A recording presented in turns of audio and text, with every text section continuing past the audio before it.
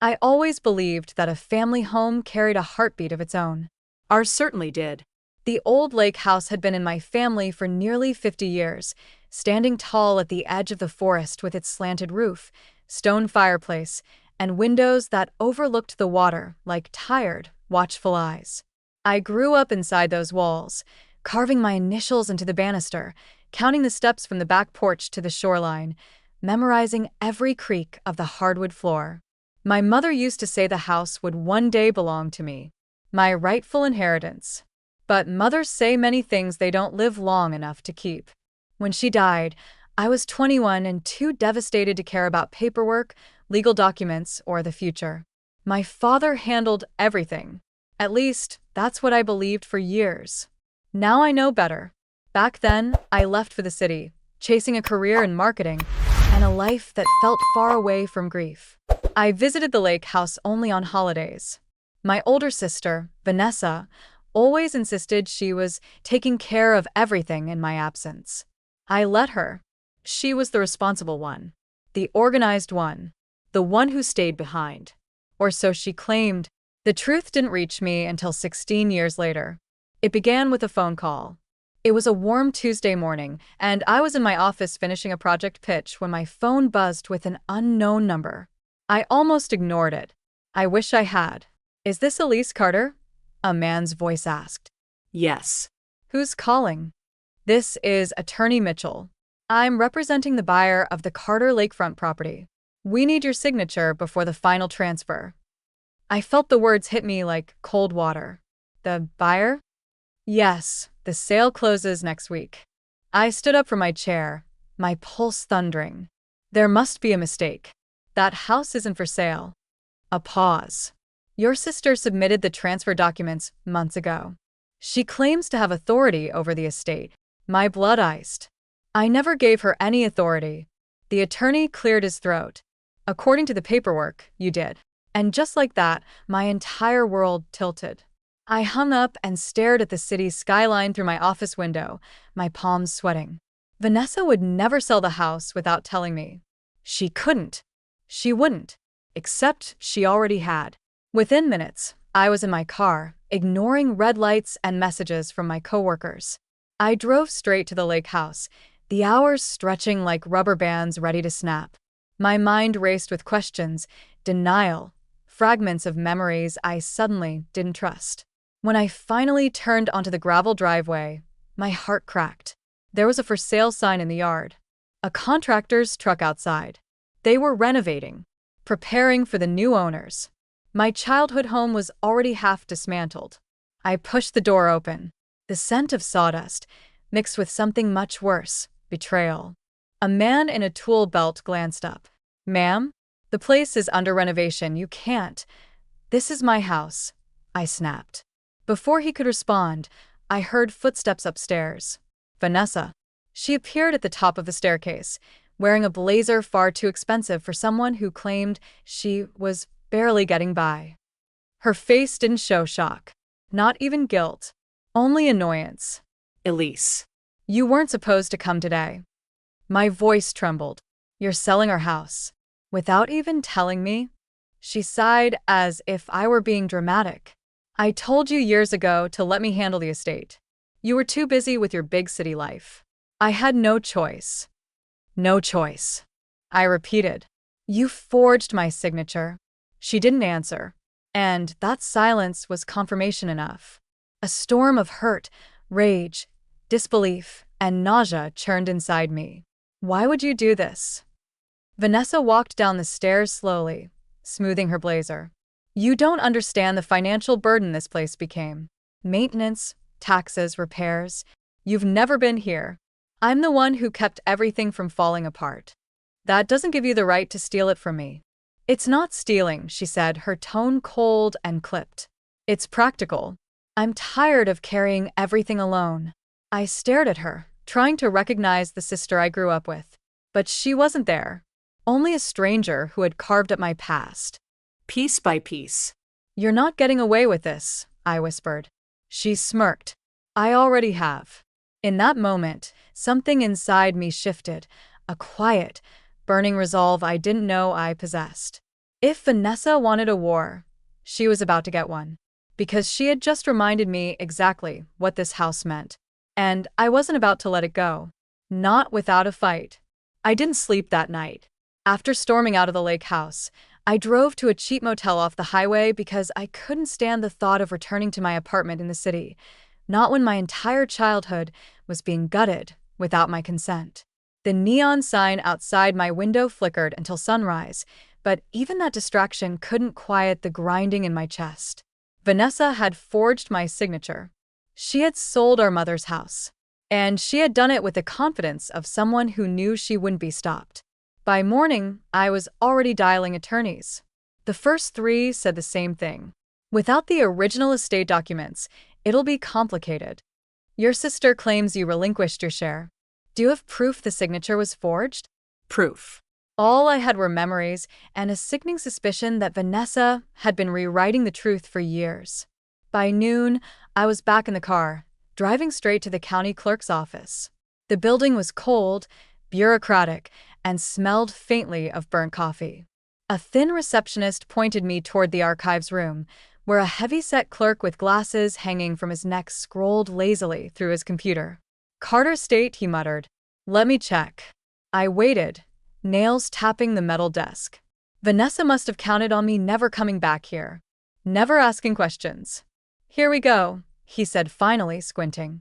Transfer of authority, estate consolidation, sale application. He frowned. But this is odd. My pulse quickened. What is? He turned the monitor, so I could see. My signature was everywhere. But under them, in the metadata footer, small, faint, almost invisible, was a timestamp. All the documents had been signed digitally. All on the same day. All at 3:12 a.m. A cold, electric chill rolled through me. I wasn't awake at 3 a.m. on any of those dates. And I certainly wasn't signing away my mother's legacy in the middle of the night. Can I get copies? I asked. The clerk nodded. I'll print everything. As the documents slid from the printer, a realization hit me like a hard punch. There were more signatures than I expected, more forms than I remembered ever signing. I flipped through the stack: financial waivers, estate amendments, property tax authorizations, notarized affidavits. At the bottom was a page that made my throat close. A statement of voluntary relinquishment. It claimed I willingly ceded my portion of the estate to my sister. Dated 8 years ago. Signed by me. Witnessed by someone named J. Parson. I didn't recognize the name. But judging by the sloppy pen strokes, shaky handwriting, and incorrect address listed beneath it, he probably didn't recognize me either. Fake witness. Fake signature. Fake everything. Vanessa hadn't just overstepped. She had engineered a full-scale erasure of my legal rights. I felt a tremor of pure, focused fury. The clerk must have sensed it, because he leaned back slightly. Ma'am, you okay? I straightened. I will be. I drove back to the lake house with the documents in a folder on the seat beside me. They felt heavier than paper should, like evidence, like betrayal, like ammunition. The driveway was cluttered with workers again. This time, I didn't let them stop me. I walked past them like a ghost hunting its unfinished business. Inside, the kitchen counters were half removed. The wallpaper had been stripped. A pile of my mother's old books was tossed in a corner, like trash. That's what finally made my vision blur. I picked up one of the books, her favorite gardening journal. The pages were bent, the spine broken. Someone had stepped on it. Someone who didn't know what this house meant. Someone who didn't care. Vanessa's voice drifted from the living room. Keep the flooring samples where the buyer can see them. And don't touch the staircase yet. We're negotiating whether to restore or replace it. I froze. Negotiating? She was still making decisions. Still acting as if she owned everything. When she turned and saw me, the irritation on her face was immediate. Elise. Again? I told you this process is already too far. I tossed the stack of documents on the counter. The pages fanned out like spilled secrets. Explain these. Vanessa didn't even blink. Just crossed her arms with that smug, practiced calm she'd perfected. What do you want me to say? The truth, I snapped. Fine. She leaned against the island. You weren't here, Elise. You were living your life, and I was left with everything: Dad's debts, the property tax, the maintenance, the endless paperwork. I handled it. By forging my signature? She shrugged. My signature, your signature. Does it matter if the outcome is the same? My jaw clenched so hard it hurt. You forged a witness, too, I pressed. Who the hell is Jay's parson? That one finally cracked her mask. Just slightly. But I saw it. Vanessa looked away. You're overreacting. No, I said quietly. I'm finally reacting. Her voice sharpened. You can't undo the sale. The buyer already put down a deposit. There's nothing you can do. Actually, I stepped closer. There is. Her eyes narrowed. Forensic signature analysis. Fraud investigation. Court injunction. And, if needed, a full petition to reopen the estate. For a moment, Vanessa's face went pale. Just a flicker. But enough. You wouldn't, she whispered. Oh, I would. And I will. Silence stretched between us. Heavy, poisonous, alive. Then she exhaled a bitter laugh. You always were dramatic. And you, I said, picking up the gardening journal, always underestimated me. Before she could respond, I walked out. Not because I was done, but because this war was just beginning and I needed every weapon I could gather. I wasn't just fighting for a house. I was fighting for the truth. The truth they buried. The truth they rewrote. The truth they assumed I'd never find. They were wrong. Very wrong. Because I was done being the sister who walked away. Now, I was the sister coming back. And I wasn't coming quietly. I barely slept after my confrontation with Vanessa. The image of her standing on the staircase, cool and unbothered, played on loop in my mind like a cruel film reel. By morning, my anger had hardened into something sharper: focus. If I wanted to stop the sale, I needed facts, not emotions. Paperwork. Proof. A trail she thought I'd never bother to follow. So I drove straight to the county records office. The building was old and beige, with flickering fluorescent lights that hummed like they were tired of existing. Behind the main counter sat a clerk who looked equally exhausted. Her name tag read Dorothy. Hi, I said, keeping my voice steady. I need access to the Carter estate file. All property transfer documents, power of attorney filings, and the most recent sale authorization. Dorothy blinked at me. Do you have identification? I handed over my ID, and as she typed my name into the system, I felt my pulse hammer in my throat. After a few seconds, she frowned. Looks like the transfer paperwork was updated 3 times. Last modification 6 months ago. Updated by whom? I asked. She clicked. Your sister, Vanessa Carter. My stomach twisted. And did she file any power of attorney forms? Dorothy scrolled again, then nodded. Yes. Signed by you. 7 years ago. I didn't sign anything 7 years ago. Dorothy lifted her eyes from the screen, giving me a look I had seen many times, the quiet sympathy of someone who has witnessed too many messy family disputes. Well, she said gently, your signature's here. I pressed my palms onto the counter. Can I see it? She printed the document. When she handed it to me, my throat tightened. The signature looked like mine, similar slant, similar loops, but the more I stared, the more wrong it felt. Too clean. Too perfect. As if someone had practiced it from old documents. Vanessa. She'd forged it. Years ago. Back when I still trusted her. What are my options? I asked. Dorothy sighed, leaning closer. You'll need to challenge the document legally.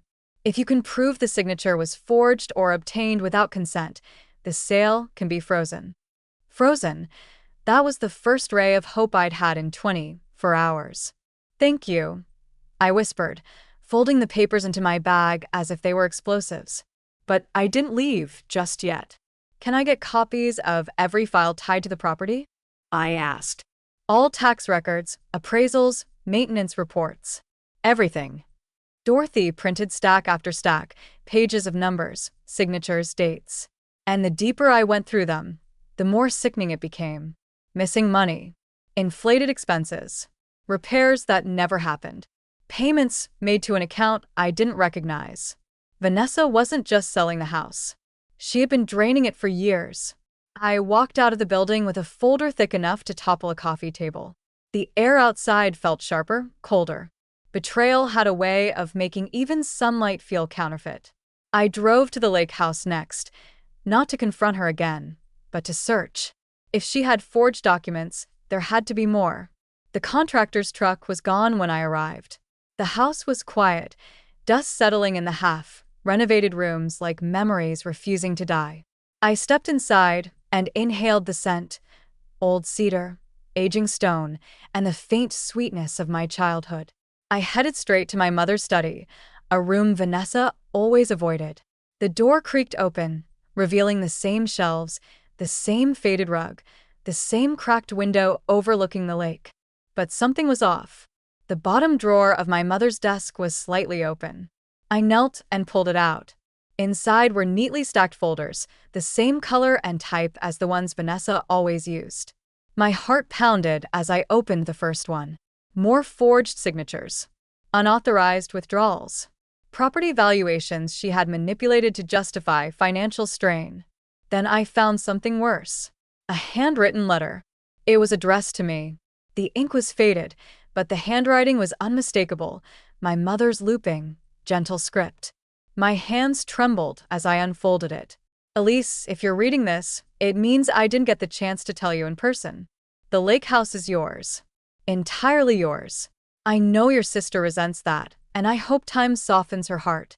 But you were always the one who truly loved this place. I've left instructions with the attorney. Do not sign anything without reading every word. This home is your legacy. A shaky exhale left my lungs. My mother knew. She had known Vanessa's jealousy long before I did. I kept reading. If anything ever feels wrong, trust your instincts, not your sister's words. The paper blurred as my vision burned. My instincts had been right. I folded the letter and slipped it into my jacket pocket. This was my shield, my anchor, my proof that my mother wanted me to protect the house. Then I found a second document, stamped, notarized, and official. A will addendum, dated 1 month before my mother's death. It stated clearly, "The Carter Lake House shall be inherited solely by Elise Carter." No ambiguity. No loopholes. No shared ownership. My legs went weak. Vanessa had known this. She had hidden it, buried it, and spent years rewriting the narrative until even I questioned what belonged to me. I stood up, clutching the papers, my rage no longer hot and frantic, but cold, calm, razor-edged. This wasn't just betrayal. This was theft. Calculated, long-term, merciless. And now I had every piece of evidence to prove it. When I stepped outside, the lake breeze brushed past me like an old friend. The house stood quiet and wounded, but no longer lost. Not anymore. Vanessa thought she had the upper hand. She thought I'd stay silent. She thought I'd walk away. But she had underestimated me, just like she always did. Because I didn't just have a house to reclaim. I had a sister to expose. And a legacy to defend. War had officially begun. I didn't sleep the night before the hearing. Not a second. I lay awake in a rented room at a small lakeside inn, staring at the wooden ceiling while the walls hummed with the sound of distant water. My mind replayed every moment of the last weeks, the forged documents, Vanessa's coldness, the twisted lies she had built into a fortress around herself. By morning, something inside me felt carved from stone. No trembling. No second-guessing. Just focus. When I walked into the courthouse, the air smelled of polished floors and old paper, the scent of consequences. Vanessa was already there. She wore a cream-colored suit, perfect hair, perfect posture, perfect arrogance. Her husband, Mark, hovered beside her like a decorative accessory.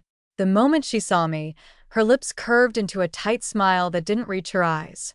"Elise," she said pleasantly, as if greeting a neighbor at brunch. "Let's get this over with." I stepped closer, lowering my voice.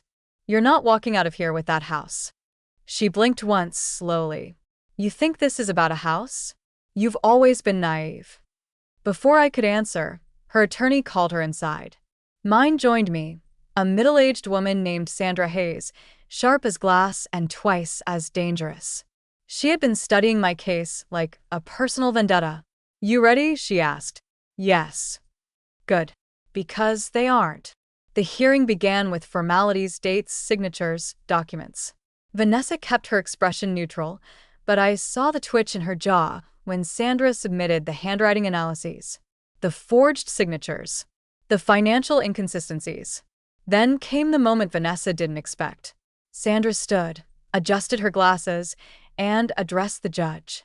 Your Honor, my client will now present evidence that the respondent not only forged her signature, but did so while leveraging the property for personal gain, including undisclosed financial transfers and a concealed second mortgage. The courtroom shifted, quiet, almost stunned. Vanessa's head snapped toward me. I didn't look away. What is this? She hissed. You took a second mortgage on the lake house, I said softly. You put the house in danger long before you tried to sell it. Her face strained. Sandra handed the judge a folder thick with records. These are bank statements, loan documents, and witness accounts confirming a pattern of financial manipulation spanning several years. Vanessa's lawyer scrambled. Your Honor, this is irrelevant. It is absolutely relevant, Sandra cut in. My client wasn't just deceived. She was set up. Her sister exploited her absence, falsified legal authority, and placed her property at risk. The judge raised a hand. We will review the documents. The tension in the room thickened like wet air. Vanessa leaned toward me, whispering through clenched teeth. Where did you get those records? I stopped playing nice, I replied. Her eyes were icy. You think you're winning? You haven't even begun to understand what you're destroying. I'm not destroying anything, I said. I'm reclaiming what's mine. She straightened her blazer, her composure cracking at the edges. This wasn't the Vanessa who gloated in the half-renovated hallway. This was the Vanessa who finally realized her web of control had a tear, and I was pulling it apart. When the judge returned, his verdict was crisp, unforgiving. The court finds that the sale cannot proceed. The transfer documents are legally void due to evidence of fraud. Effective immediately, all actions regarding the Carter lakefront property are frozen. I exhaled, my knees nearly giving out. But then he continued. Furthermore, the respondent is liable for financial damages and legal penalties pending a full audit. A murmur rippled across the courtroom. Vanessa shot to her feet. You can't do this. That house isn't hers alone. It is now, the judge said. By default of your misconduct, I didn't celebrate. I didn't smirk. I simply looked at her, my sister, my blood, my betrayer. She sank slowly back into her seat, hands trembling. For the first time, she looked small. We walked out of the courthouse in silence until Vanessa grabbed my wrist. You think everything is fixed now, she said, voice cracking. You have no idea what that house cost me. I held her gaze. It cost you your integrity. That's a debt you chose to pay. Her grip loosened. You were never supposed to come back, she whispered. You always leave. Not anymore. I turned and walked away, leaving her standing alone on the courthouse steps, a queen without a kingdom. 2 months later, I unlocked the front door of the lake house again. The contractors were gone. The for sale sign was gone. The empty echo of betrayal was gone. It was mine. Really mine. I stood in the foyer, touching the banister where my teenage initials were carved. The air felt different now, lighter, as if the house had been holding its breath all these years, waiting for me to return. I walked room to room, feeling the weight lift. The lake shimmered outside. The floors creaked exactly where I remembered. The past hurt, yes, but it was no longer in control. In the living room, I whispered to the empty space. I'm home. 3 months later, the house became something new, not just a reclaimed memory, but the headquarters of my consulting agency. I redesigned the interior myself. Bright, structured, modern, everything I had grown into. The first client walked through the door and smiled. This place feels peaceful, she said. It was. For the first time in my life, so was I. One evening, as the sun set over the lake, I sat on the porch with a cup of tea and finally let myself feel the victory. Not loud, not vengeful, but solid and earned. Vanessa never apologized. Maybe she never would. But she couldn't take anything from me anymore. Not my home. Not my voice. Not my future. The house they tried to steal from me had become the place where I rebuilt everything. And this time, nothing and no one would tear it away again.